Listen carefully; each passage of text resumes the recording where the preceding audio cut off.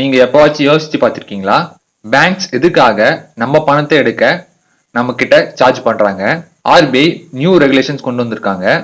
Coming மேல இருந்து நீங்க லிமிட்டை தாண்டி யூஸ் பண்ற ஒவ்வொரு ஸ்வைப்புக்கும் 23 rupees சார்ஜ் பண்ணுவாங்க.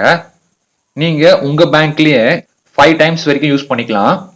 அதர் பேங்க்ஸ் இன் மெட்ரோ சிட்டிஸ்ல 3 டைம்ஸும், அதுவே அவுட் ஆஃப் மெட்ரோ சிட்டிஸ்ல 5 டைம்ஸ் யூஸ் பண்ணிக்கலாம்.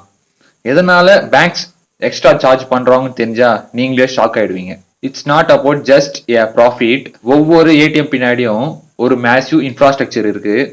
லைக் சேஃபா கேஷை டிரான்ஸ்ஃபர் பண்றது, 24/7 surveillance, constant maintenance and regular software update. But ஆக்சுவலா ஏடிஎம் யூசேஜ் கம்மியா இருக்கு. இதனால காஸ்ட் பர் டிரான்சாக்ஷன் பாத்தீங்கன்னா அதிகமாயிடுச்சு. இந்த மாதிரி சார்ஜஸ் அவாய்ட் பண்ண நீங்க டிஜிட்டல் டிரான்சாக்ஷனை யூஸ் பண்ணுங்க.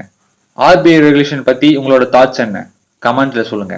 Follow for more money insights.